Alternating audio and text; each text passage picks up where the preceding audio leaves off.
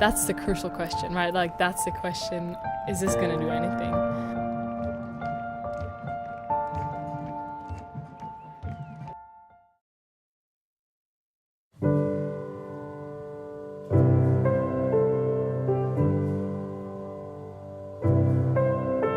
So I think there's like two aspects to protesting. One is what it does to the outside world and people who see the protest. You know, it's a really simple, timeless technique to get people to say, hey, why are those people screaming or marching or wearing t-shirts or signs?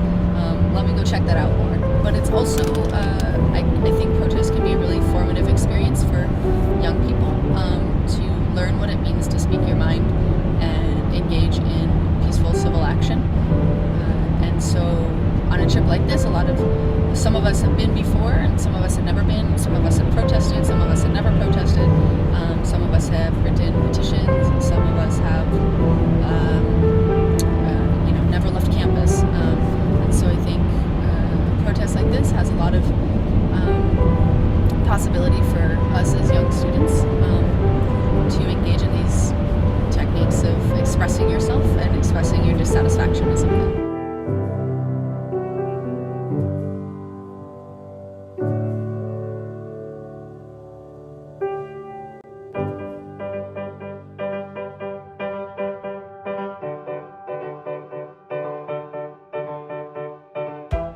We are in South Georgia, really close to Fort Benning, about an hour and a half to 2 hours outside of Atlanta.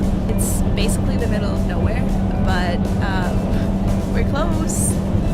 It seems like the group is getting smaller because law enforcement is making penalties a lot steeper for essentially what is a peaceful protest. I feel like in the past few years, just as a result of school getting tougher and things, I've sort of lost my fervor for things that I loved before, which includes human rights activism. And for me, this is sort of like a coming home again, trying to re-spark that fire that I've had.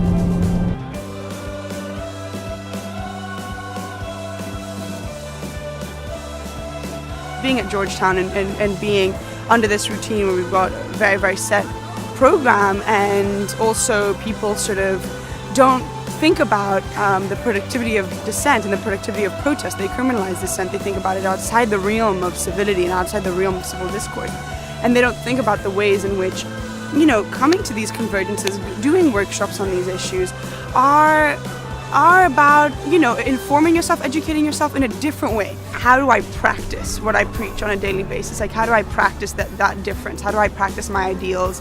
How do I live and perform in a space these imaginings that I have, this imagination that I have about what would constitute a harmonious, compassionate, solidarity-filled, love-filled environment. And that is what is being performed right there. That's what you saw. That is about people expressing their love in all of these different ways.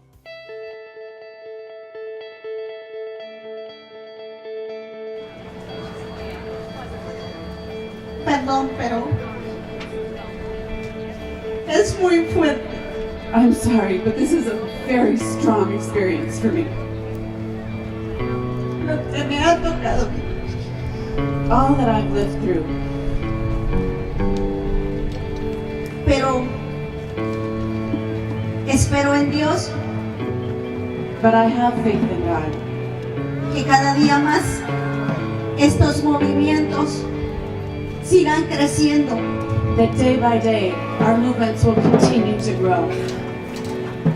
Y voy a regresar a mi país con mis comunidades. And I am going to go back to my country, to my communities. Y poder decirles que hay mucho más gente de la que pensamos. And tell them that there are many more people than we thought there were. Que está a favor de nosotros. Who are by our side. Y que estamos luchando por una vida justa. And that we are struggling for a life with justice. Gracias por el espacio. Thank you for this space. Que Dios les bendiga a todos. May God bless you all.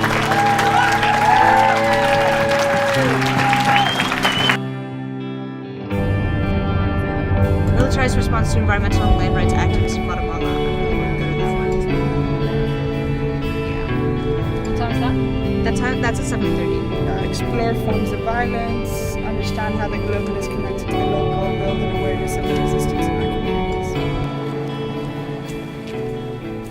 The way that our school has kind of built this identity for itself, where we are a feeder school for people who work on foreign policy and who work on Wall Street and in business in general, kind of inspires the folks who are in opposition to this ideology to kind of find each other and come together to sort of, talk about alternatives. And I think that's kind of what Solidarity is sort of an outlet for, is this people who, maybe are alienated by this sort of overarching kind of, get a job, go into business, go into consulting, go to work for the State Department discourse. The people who find themselves wanting to challenge it, find each other and come together and go on trips like this.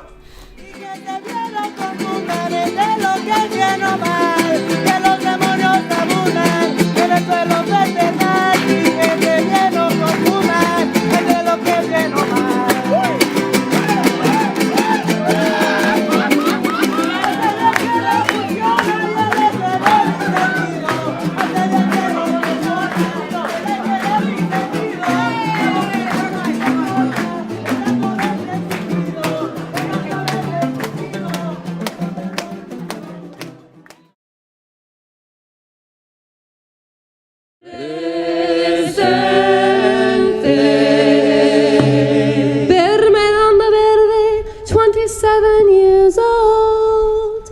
Presente. Gilberto Alexander Núñez Ochoa. Presente. Edilma Leal Pacheco.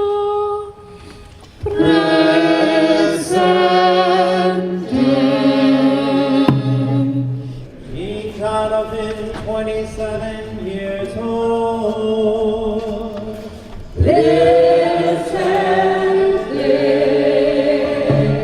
Segundo Montes Mozo, 56 years.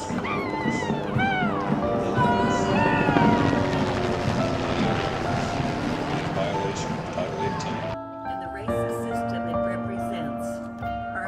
Close to 3,000 people have been killed.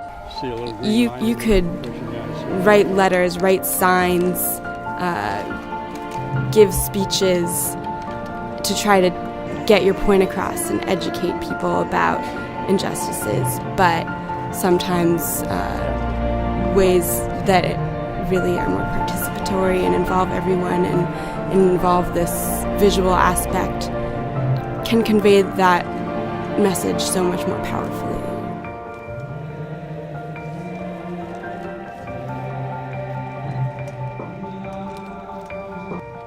It just really hit me at that moment how many people had died and why they had died, and that just was really kind of sad, but also kind of peaceful in a way, because then I knew exactly why I was doing this. Something I've always been radically aware of is that a desk is a dangerous place from which to view the world. That's what John Le Carre said. To sit and to analyze and to let, other people's words, be the things that kind of determine your responses to things. I feel that sometimes it's the best of me because it lets me, it pacifies me and it gives me perspective on things, and it allows me to view everyone as a victim, which sometimes lets me not be so angry, but on the other hand, it's so far away from the needs and the realities of now, and I need to remind myself of what I'm struggling for and why and who's the underdog and where I am.